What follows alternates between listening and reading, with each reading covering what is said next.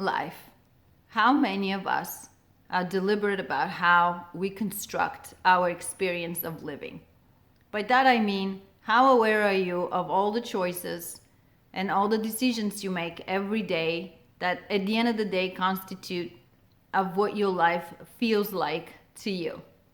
Most of us are not. We think of life as moments, positive or negative memories, things that kind of stand out in the general experience of living, and we call that life. But life happens every minute in a 24-hour period.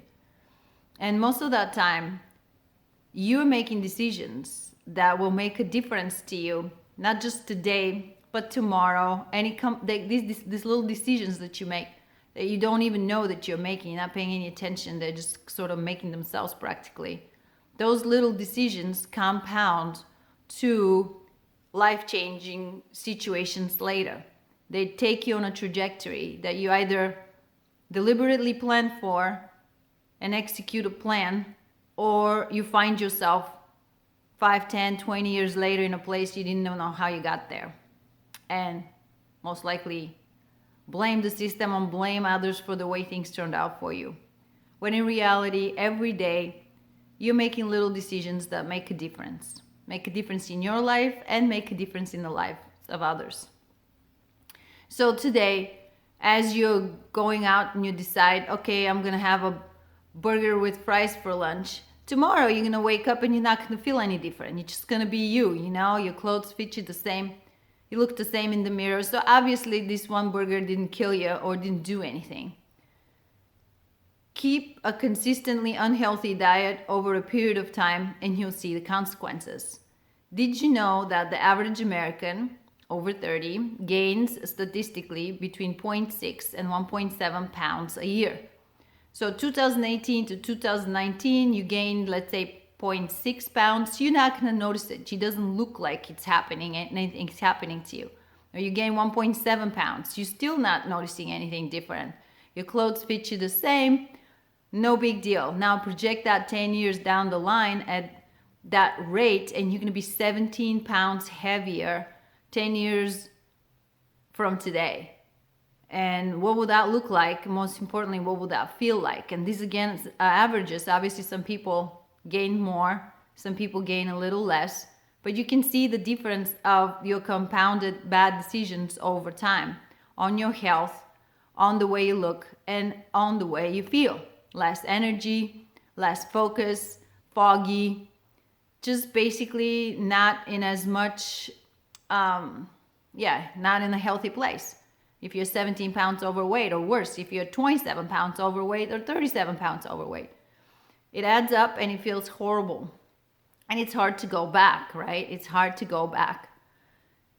But you got there not overnight. You got there with every meal you chose, with every donut, with every piece of candy, with every burger, with every slice of pizza. You got there with every midnight snack. And these are all decisions you make. You make decisions on how to deal with your money.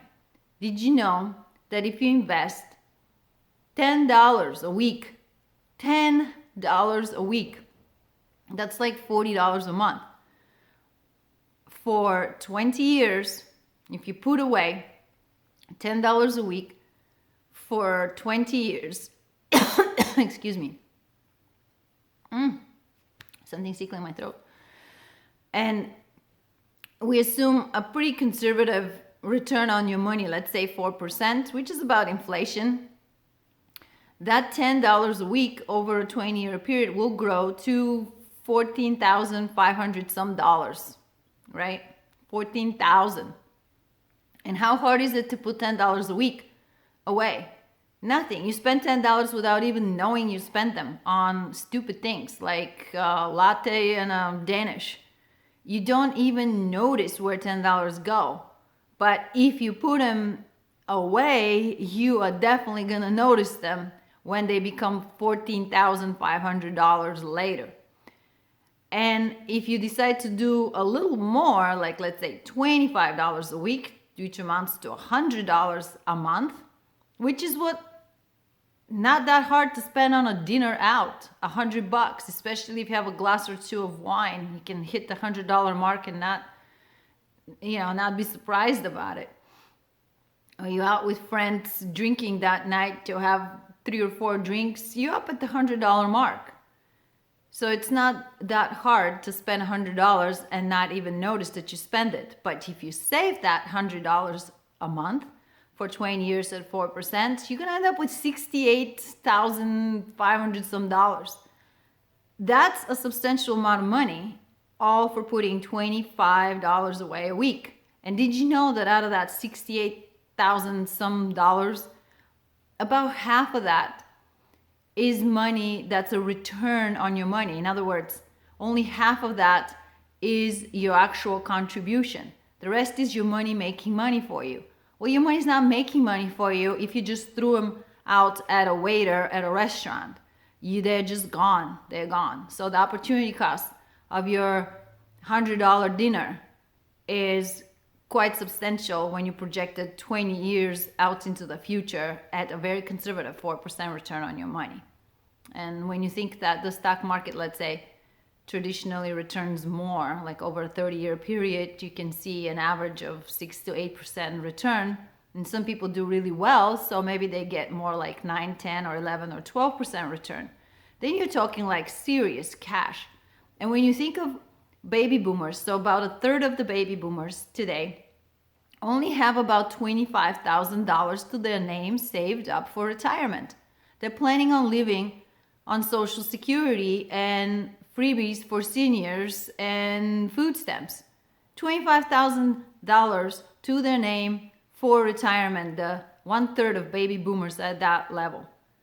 They could have done way better for themselves if they chose to put some money away.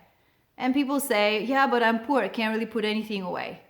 I don't know about that. They've done studies where there's ways to trick yourself to put money away and do it consistently, and you'll see the payoff. So if you're curious about these things, you can hit me up, or I can make another video at another time. Or you can do some research yourself and find out what's possible, because it is possible. Again, your little decisions make a difference. How do you spend your time? Every moment is an important moment, because something could be built, an idea could happen, a connection with someone could happen. Every moment is precious, but we squander it. Did you know that statistically the average American watches 4 hours of TV every day? And also statistically, the average adult spends 135 minutes on social media a day. That's together 6 hours and 15 minutes a day that are wasted on nothing. Like, really, if you're watching cable television for 4 hours, you're mostly watching commercials. You're paying for cable for somebody to be showing you commercials to convince you to buy stuff. You're paying to be advertised on. How much is your cable bill? $80, $100, $120, $200? People pay a lot of money on cable. Again, take that money off of your cable bill and save it. There's an opportunity cost to that. And don't waste time on watching commercials. I haven't looked at the statistics on commercials, but they come up pretty frequently when you're watching TV, especially the more popular the show you're watching, the more commercials you'll see. So it's probably at least half of the time you spend staring at the TV is spent staring at commercials. You are paying money to be watching that many commercials. That just boggles my mind. There's other ways to get the news. There's pretty much every news network has their programming on YouTube, where you can watch what you want to watch, and as much as you want to watch, turn it off when you heard it. So you don't have to hear the same thing 17 times a day. Another way to waste time is watching the same thing 17 times a day. Like, how many times do you need to hear the same story before you know it's the same story just once, right? Opportunity cost of your time. While you're staring at TV, what could you be doing? Maybe you could be going to the gym. Maybe you could be making your lunches for tomorrow. Or maybe you can be spending important time with your significant other or with your children. Maybe you can be hiking. Maybe you can be playing with your dog. Maybe you can be writing that book you always wanted to write. Maybe you can be learning a language. So there's so many ways you can spend 6 hours and 15 minutes a day that are not wasteful, right? But instead, we spend them on social media and we're watching TV. That is terrible, which is why I don't have TV. I gave up my cable in 2008, and I completely got rid of the TV 2 years ago, because even though I didn't have cable before, having the TV gives me the luxury of like Netflix and Hulu and all the other things. So next thing you know, maybe I'm not watching commercials, but I'm like watching programming that's just totally engrossing. Like I got into The Walking Dead and got PTSD out of it, because like I would just binge watch like 3 or 4 episodes at the time and not sleep at night, because I'll be watching them after work into like 1 or 2 in the morning, and then I can't go to sleep because The Walking Dead is like in my head. The Walking Dead are walking through my head all night long. So clearly that wasn't a good use of my time, and I quit pretty fast. But that's what happens, you know? It's like you get sucked into something, and before you realize it, you invest a whole bunch of time that is now wasted. And time is the one resource you can never take back. You can never ever take back. You can lose all your money and make them all over again. You can lose your job and get another one. You can get divorced and find somebody better, whatever. Time you cannot get back. So I'm very sensitive to the passage of time and what I'm getting done in a given day, which is why I get a lot of stuff done.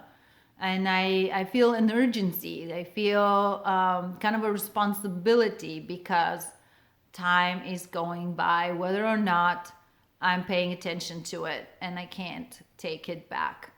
So what could you be doing with your time? Here's another example. Did you know that like if you're making coffee at home, it costs you an average of 60 cents and maybe 5 to 10 minutes to prepare, whether you have a coffee maker or one of those pod things or a French press. You can fuss with your coffee for maybe 10 minutes, and then you have a freshly brewed cup of coffee that you can drink in the luxury of your kitchen in your pajamas and slippers. Now, most people vote to go out and buy a cup of coffee. Well, it costs more than 60 cents. If you're going to a coffee shop, you'll be paying more than $5 for a cup of coffee. The more fancier the choice, the more expensive the choice. You also grab a Danish or something to go with your coffee, so you can easily leave $10, $12, $15 at the counter before you're out the door. But also you're going to spend the time to detour from your work to the coffee shop to find parking and then stand in line with other people to get to your coffee. Then you're going to complain that the barista is too slow and you're going to be late for work. So now you're looking at and probably about half an hour spent to procure a cup of coffee.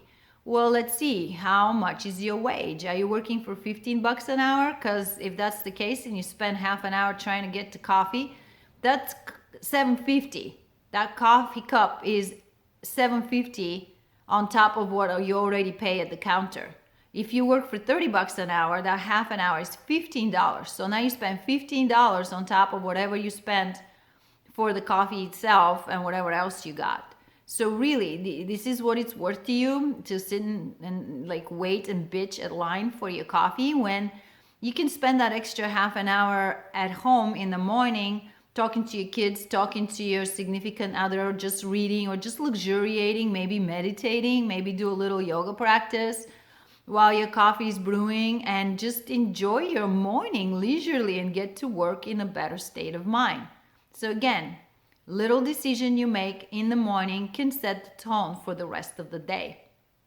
Okay, so time, money, health, obvious examples. But other things matter too, like who you spend your time with, your friends. Why are you spending time with people you don't enjoy or drive you crazy, or you just are you just killing time? You shouldn't be killing time. If your connections with people are not enriching in any way to both of you, I'm not just saying you out there for yourself. I'm saying the conversations you're having are not stimulating, they're not interesting, they're not enriching. The interactions you have are a waste of time. You're sitting around smoking pot and just kind of waiting for the time to go by or whatever. And again, I'm not against smoking pot. Plenty of people smoke pot and function just fine. But a lot of people waste a lot of time sitting on the couch, self-medicating and vegetating while they're getting older by the minute and nothing is getting done.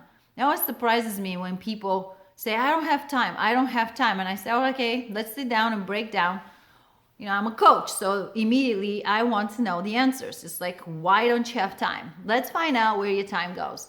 Inevitably, there's so much wasted time that people don't realize they're wasting, but then also they become defensive of it. It's like, no, I'm not actually wasting time. I'm recuperating, or I need that time because blah, blah, blah. I need to watch TV because I need to get my mind off things. You want to get your mind off things? Go volunteering somewhere, or go do a hike and enjoy the scenery. That's a great way to get your mind off of things. Go work out, go play with your dog, spend time with your kids. All those things are ways to get your mind off of things from work.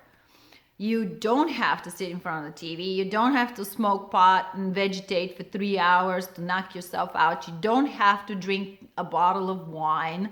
You don't have to do any of these things that incapacitate you and dull you in order to cope with life. You can learn to do yoga, you can meditate, you can associate with fun, interesting people, you can participate in functions. I can list a million things you can do to substitute your bad habits with.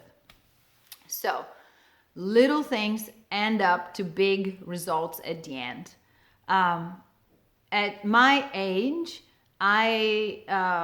most people don't realize how old I am because they think I'm much younger, and it's not just like my face is not that much younger, but I have a lot of energy. I'm very fit and I'm strong, and I'm always buzzing around doing stuff and mostly excited about everything that I'm doing. I'm always interested in a lot of things. So I appear to be much younger based on my energy level and fitness level than I am.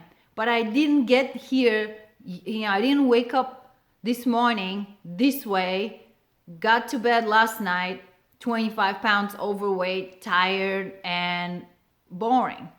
I have been this way consciously, making time to work out, consciously making time to go dancing, consciously making time to do yoga, to meditate for decades. So this is the result of decades of making decisions that brought me to this place.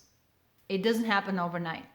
Now, again, the condition is curable. If you're overweight, if you're broke, if you're unhappy, whatever the situation is, the condition is curable. All you need to do is change your decisions. Like every morning when you wake up, how do you start your day? Plan ahead. There's so many strategies you can employ, and I'm happy to help anybody who calls me to clean up their life, to organize themselves better, to build good habits so that they can reap the results. It just takes patience because, again, nothing pays off over time unless you're in Vegas and you hit the jackpot.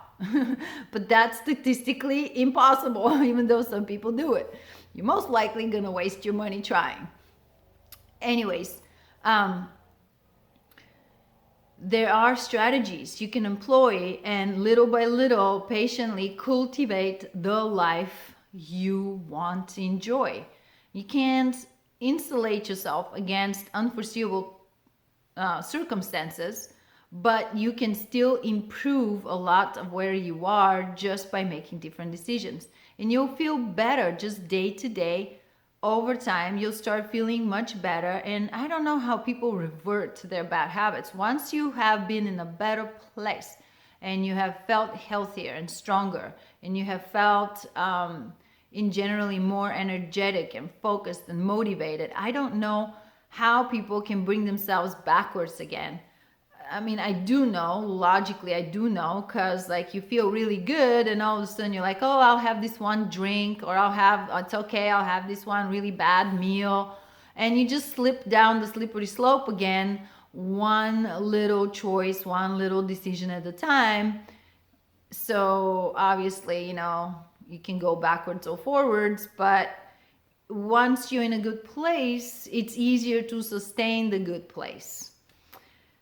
So anyways, I hope with everything I said so far, I rang some bells and maybe motivated you to be a little more conscious about what you do every day for your own benefit, and ultimately for the benefit of others too, because no one likes to sit around somebody who's constantly complaining, unhealthy, and all they ever talk about is their health conditions and drinking and being drunk and all these types of stories. People like to be around inspiring individuals because we all want to feel that energy, right? So if you like what you've heard, give me the thumbs up and share this video, and please subscribe. It helps YouTube know to send this content to other people who might like it. And hit that little bell button on the bottom. That's the notifications button. So next time I put out a video, you'll get it immediately and hopefully be inspired in another way to do something great or just learn something you didn't know. With that being said, I'm Valentina Petrova Consulting, and please comment in below the video if you have suggestions for videos, or if you have your own experiences on the subject. I would love to hear from everyone and everyone. Take care. Bye.